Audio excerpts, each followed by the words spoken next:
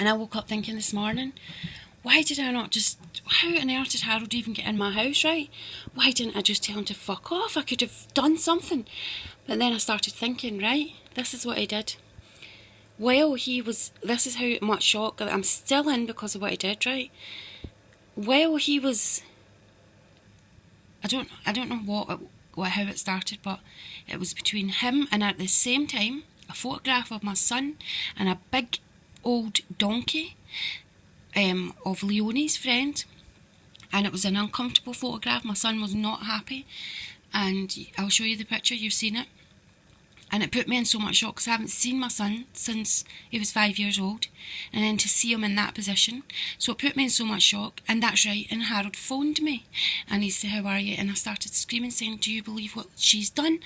Where's my son? And he was like, oh, it's a mother and daughter thing, you just need to deal with it yourself. Why can't Sebastian just stand up for himself and leave her? What's the problem? And then he said, then while he was coming round to my house, I don't know why I let him in or how I let him in, he said to me, I call my son a bear, right? And he knows that.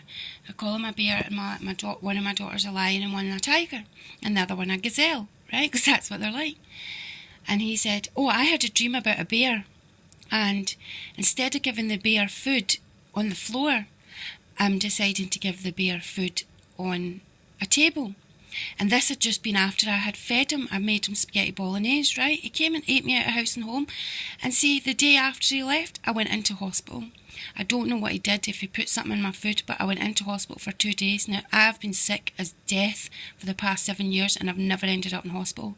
But as soon as he left, I was in hospital with the most severest stomach pains, and they fucked up my scan, and I ended up going home without even being checked because they messed up my scan so much. And did he visit me in hospital? Did he fuck? Anyway, but he was annoyed because I wouldn't sleep with him that night. And then the next night I'm in hospital. It's a bit fucking weird, isn't it? And at the same time, so he must have visited me after I came back out of hospital. He's kidding on that he cared, saying, try this, say this, do that. And my teeth were hurting me at the same time, and he's sending me to his dentist as if he's been a friend, So it's costing me £30 to get down to his fucking dentist.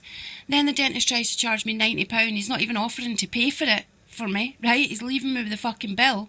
And the dentist says, you can't even get your teeth fixed on the NHS, on private. Because he says, go and ask him how much it will be private. Because I was saying, you pay for it and I'll make you a fucking crown or something. Then he's saying to me, I'll get you my friend who does, the person on his fucking Facebook who does internet, I'll get him for you, and he does martial arts and all that stuff, and he's like a dog the size of a fucking house. And then he's dressing up as Hitler and drawing pictures of me in a Joker face and, telling me about his ex-wife dying and just freaking me out, and he's trying to make appointments with me, and he's saying it's going to cost you £1,500 to do this internet for your crowns. And then he's saying, I'll look after your money for you, and you just make the crowns. So all this is going on at the same time as me being ill, toothache, and he's like throwing me carrots saying go down and get your teeth fixed. And the NHS doctor in next to Queen Square, he said to me, the private dentist said to me, you can't get them done privately because there's so much work needed done in your mouth, you need to go to the NHS. So the whole fucking thing made me ill again, having to go down there. I was stressed. I even got lost that's where I was fucking born, that area. But because I'm so unwell with my eyesight and everything, I got lost. Then he comes and eats all my fucking food, right? So I budget so carefully so I can try and at least save up some money for my kids and put kid money in their banks. And so, like, my budget is so strict, and if you eat £20 worth of my food, it's £20 worth out of my stomach. That's my food. And he ate it fucking all. And every 5 minutes, do you know what I want? I want an egg. Do you know what I want? I want crackers. Do you know have you got any more of that thing? Have you got any? Have you got any smoke? Have you got any of this? Have you not got any real alcohol? Putting me under pressure to try and fucking look after him. But I'm in so much shock. I don't know how. He managed to stay in my house, and he did manage to fucking get his leg over, right? Because he frightened me as well, and because I was half asleep and I was confused, and then he kept talking about marriage. And all of a sudden, I could even hear myself, but I was in so much worry for my son. I could even hear myself he's saying, why do you want me? I'm so old. And I was like, oh, we've been friends a long time. And he's like, I know, but there's so many other guys you could be with.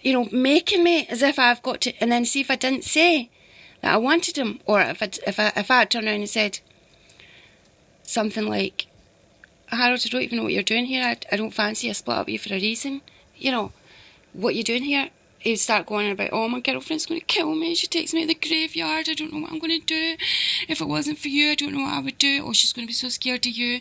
And this kind of stuff. So I was thinking, oh, he's an old man. He's getting old and he's scared of this big fucking woman. So he's managing to tell me things at the right time, like he's playing me like a fucking flute. And I didn't know at the time, but people were recording my phone, so I was trying to snooze, and he would literally make a phone call. So it was also like somebody, the FBI or whoever he's working for, would phone him up and say, right, she's just going to sleep now, so phone her. And as soon as I was nodding off to try and get a rest, he'd phone me. 8 o'clock in the morning, fucking 2 o'clock in the afternoon. So where have you been? Oh, I'm just phoning you to tell you that Richard, you know Richard that had his children taken off him? Well, he's going to jail. You're telling me stuff that I don't even fucking have anything to do with. It's nothing to do with me. Then he's saying you have to come to the office. And he puts on these accents as if it's like a threat. It's a Jehovah's Witness threat. It's the same as all the elders do. Anyway, the moral of the story is you're a dirty fucking bastard. And anything that my son tells me that you've done to him, any of you,